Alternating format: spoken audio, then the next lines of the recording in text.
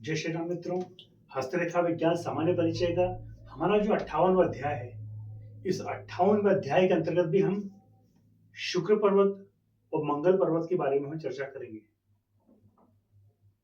आपने अपने जीवन काल में कई लोगों को देखा होगा जो बहुत सुस्त रहते हैं। कई लोग ऐसे मिले होंगे जो बहुत हिंसक होंगे, कई लोग बहुत उत्साही होंगे, कई लोग बड़े कूल नेचर के होंगे। तो व्यक्ति के स्वभाव के बारे में हम किस प्रकार से जानें, किस प्रकार से हम विचार करें और उसे सामुद्रिक शास्त्र के अंतर्गत हस्तरेखा में हम किस प्रकार से जान पाए कि हमारे सम्मुख जो व्यक्ति खड़ा है, चाहे वो लड़का हो या लड़की हो, इसका स्वभाव कैसा होगा, विचार इसका कैसा होगा। तो व्यक्ति के विचार के बारे में, स्वभाव के बारे में, उसकी उन्नति के बारे में, स्फूर्ति के बारे में हम मंगल और शुक्र पर्वत के माध्यम से जान सकते हैं। अब जैसे हमारा जो ये हाथ है, इस हाथ में, ये हमारे हाथ में जीवन रेखा हुई। यदि अंगुष्ठ मूल से हम एक रेखा खींच दें तो इस रेखा के नीचे जो हिस्सा है, ये व्यक्ति का शुक्र पर्वत हुआ और इससे ऊपर का जो भाग है, ये व्यक्ति का मंगल पर्वत हुआ।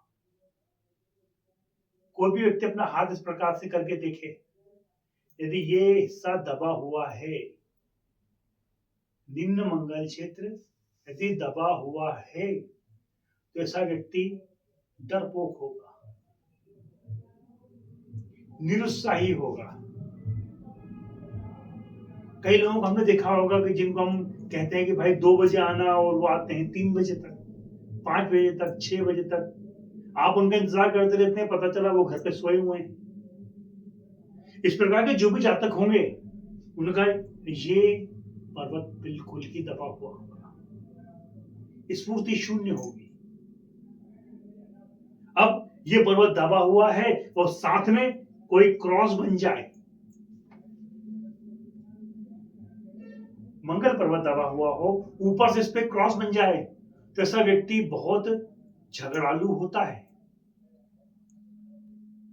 अब ये मंगल पर्वत तो इस प्रकार से क्रॉस है,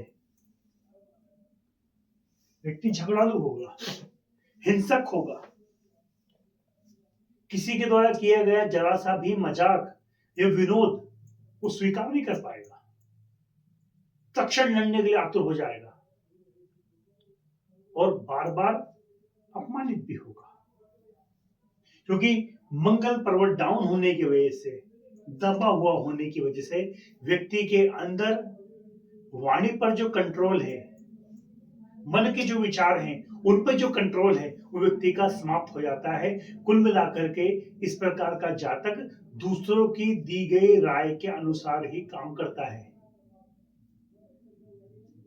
वो जो व्यक्ति हमेशा हर बात दूसरों के अनुसार चलेगा, ऐसा व्यक्ति कभी भी जीवन काल में सफल नहीं होगा। अब हम दूसरे पक्ष को देखें कि यहां पर कोई क्रॉस का चिन्ह ना हो, आपका मंगल पर्वत भी उठा हुआ हो और ये शुक्र पर्वत जो है ये भी उठा हुआ हो,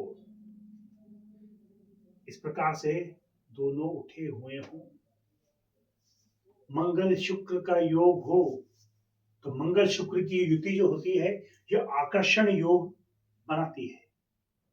ऐसे व्यक्ति के पास धन हो या ना हो, लेकिन वाणी का, उसके सौंदर्य का प्रभाव इतना जबरदस्त होगा कि कोई भी उसके पास खिंचा हुआ चला आए।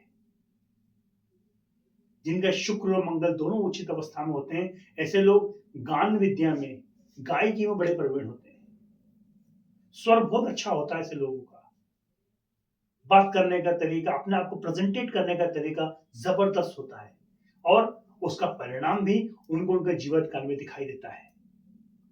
तो इस अध्याय के अंतर्गत हमने मंगल शुक्र से संबंधित कुछ योग के बारे में हमने जाना कि किसी व्यक्ति के हाथ को आप इस प्रकार से देखें, अरे दोनों ही पर उठे हुए हों, कोई कट का निशान इस पे ना हो, ऐसा जातक सुखी होगा, जन्मजात सुखी होगा।